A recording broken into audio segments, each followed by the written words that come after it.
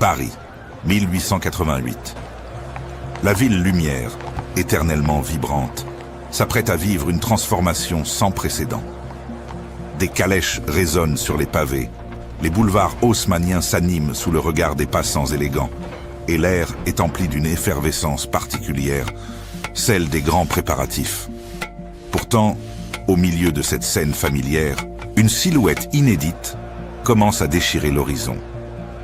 Une structure métallique dont l'audace défie l'imagination. Elle n'est pas encore la Dame de Fer que nous connaissons, majestueuse et iconique, mais une promesse, un chantier colossal qui divise déjà les esprits.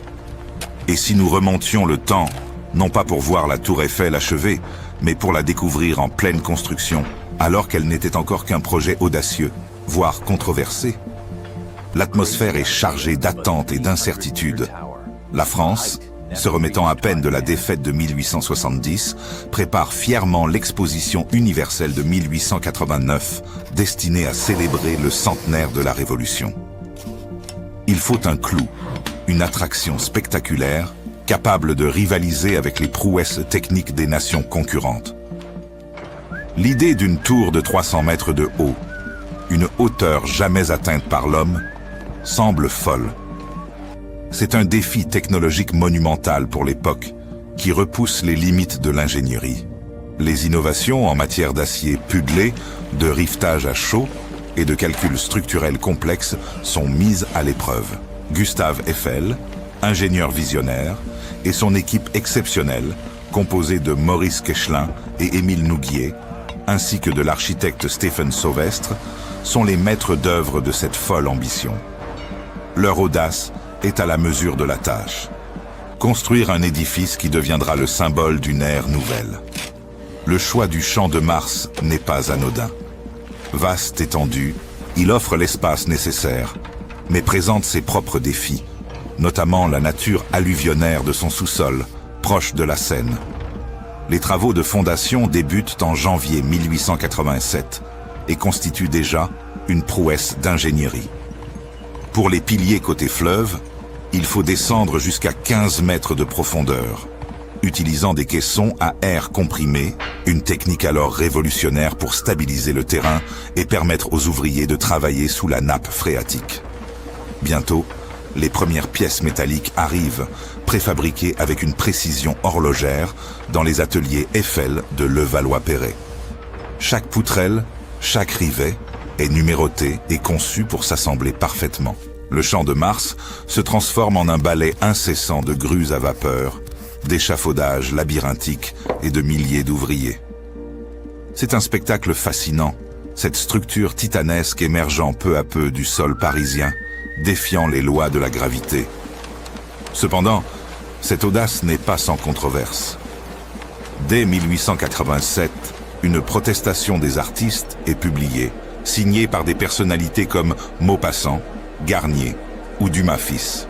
Il dénonce cette odieuse colonne de tôle boulonnée, cette tour de Babel de fer qui défigurera Paris. L'opinion publique est divisée entre une fascination admirative et un scepticisme teinté de dérision. Les caricatures de l'époque se multiplient, dépeignant la tour comme une asperge métallique ou un squelette géant. La presse de 1888, entre reportages techniques détaillés et critiques acerbes, reflète cette inquiétude face à ce monument d'un nouveau genre. Les débats font rage dans les salons et les cafés. Pendant ce temps, la vie autour du chantier continue, transformée par la présence grandissante de la tour. Les quartiers environnants voient leur quotidien bouleversé. Les commerçants s'adaptent, les habitants observent, tantôt curieux, tantôt agacés par le bruit constant des marteaux et des machines. Des foules de badauds se pressent chaque jour pour observer l'avancement des travaux, émerveillés par la rapidité et la complexité de la construction. L'ambiance sonore du Paris de 1888, habituellement rythmée par les cris des marchands et le tintement des cloches, est désormais ponctuée par le vrombissement des grues et le fracas métallique, un prélude au monde industriel qui s'annonce. La Tour Eiffel, encore inachevée, est déjà au centre de toutes les attentions. Un colosse en devenir qui redessine non seulement le paysage parisien, mais aussi l'imaginaire de ses habitants. L'année 1888 voit le chantier entrer dans une phase d'activité frénétique, une véritable danse mécanique où chaque pièce de métal trouve sa place avec une précision chirurgicale. La montée des piliers s'effectue pièce par pièce, rivet par rivet, un puzzle gigantesque prenant forme sous les yeux ébahis des Parisiens. La complexité de l'assemblage est stupéfiante.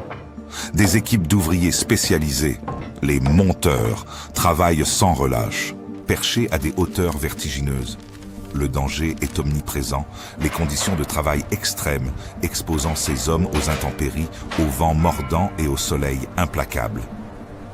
Mais la cadence ne fléchit pas. Pour hisser ces tonnes de fer, des techniques de levage innovantes sont employées.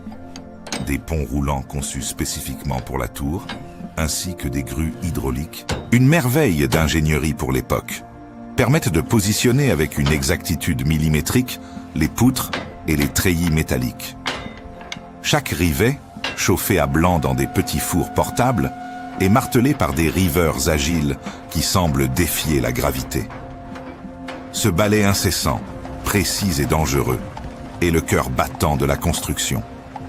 Très vite, la première plateforme commence à prendre forme. Une immense surface qui, une fois achevée, offrira déjà une vue imprenable sur Paris. C'est le premier étage, et les plans prévoient déjà d'y installer des restaurants et des boutiques pour l'exposition universelle. La symétrie et l'élégance de la structure, que beaucoup avaient décriée, commencent à se révéler. Les courbes distinctives du deuxième étage suivent, dessinant dans le ciel parisien une silhouette inédite.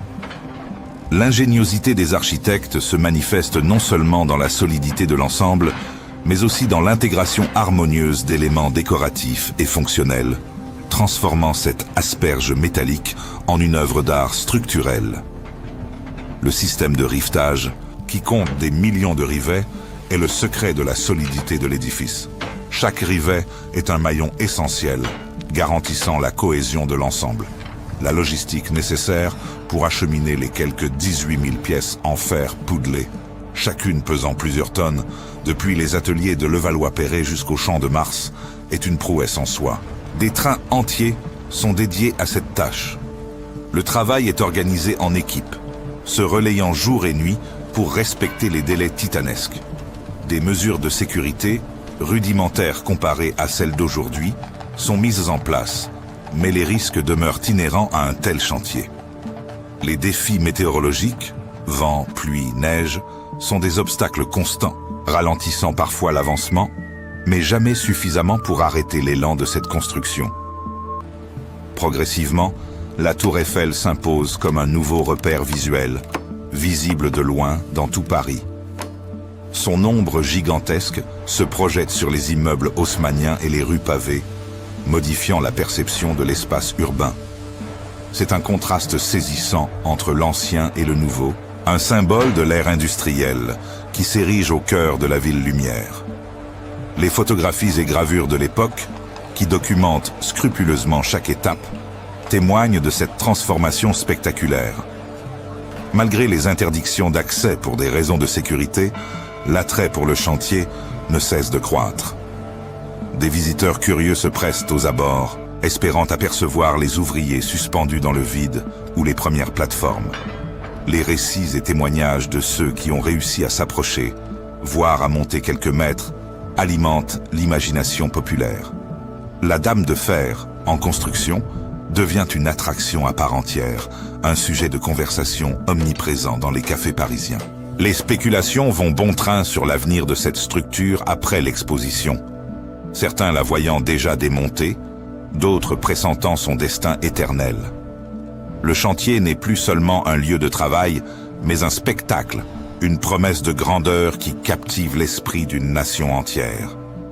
Puis vient l'ultime ascension, celle qui mène au 3e étage et au sommet vertigineux. Chaque élément, chaque poutre levée à cette hauteur, représente un défi technique et humain exceptionnel. La complexité de l'assemblage des éléments les plus hauts est une danse millimétrée entre l'homme et l'ingénierie, où la moindre erreur peut avoir des conséquences désastreuses. Enfin, le moment tant attendu. la pose du drapeau français au point culminant, un symbole de la réussite d'une nation et de la concrétisation d'un rêve fou. De là-haut, la vue panoramique sur Paris est déjà à couper le souffle, bien avant même que le public ne puisse l'admirer. L'installation de l'antenne et des équipements scientifiques, prévus dès le début, transforme la tour en un laboratoire à ciel ouvert, une sentinelle veillant sur les progrès de la science et des communications. Les dernières étapes sont consacrées aux finitions, à ces détails qui transformeront la structure brute en un monument achevé. Des armées d'ouvriers s'affairent à la peinture, essentielle non seulement pour l'esthétique, mais surtout pour la protection de la structure métallique contre les éléments. 20 couches de peinture rouge vénitien, puis une couche de marron rouge, pour un total de 60 tonnes de peinture, sont appliquées. Puis vient l'installation des ascenseurs, une technologie de pointe pour l'époque, conçue par les entreprises Roux et Otis, véritables merveilles mécaniques qui permettront aux visiteurs d'atteindre les différents paliers sans effort. À l'intérieur des plateformes, les aménagements prennent forme.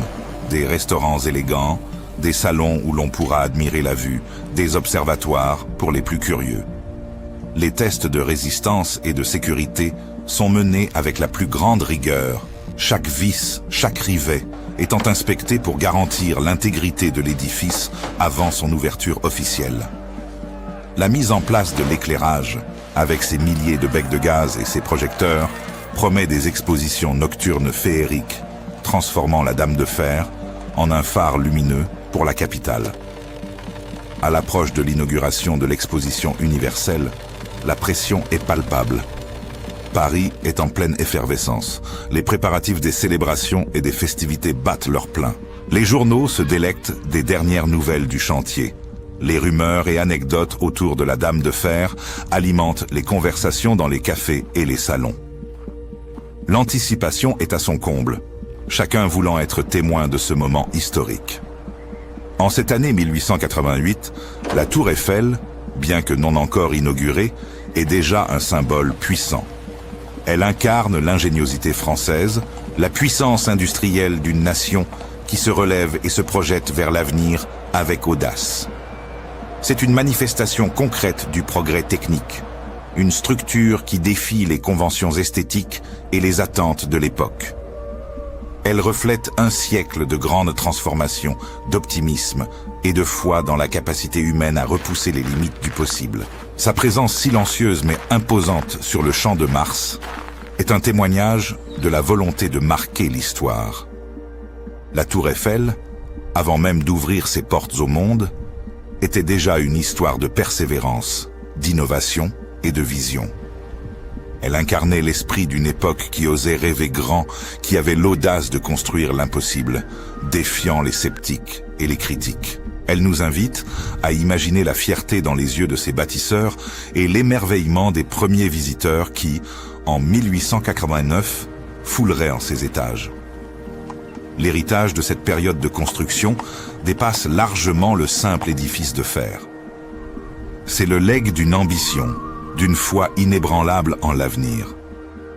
La Tour Eiffel, un pont tangible entre le passé et le futur, dont les fondations furent posées dans le tumulte, la magnificence et l'audace de 1888, demeure un symbole intemporel de l'esprit humain.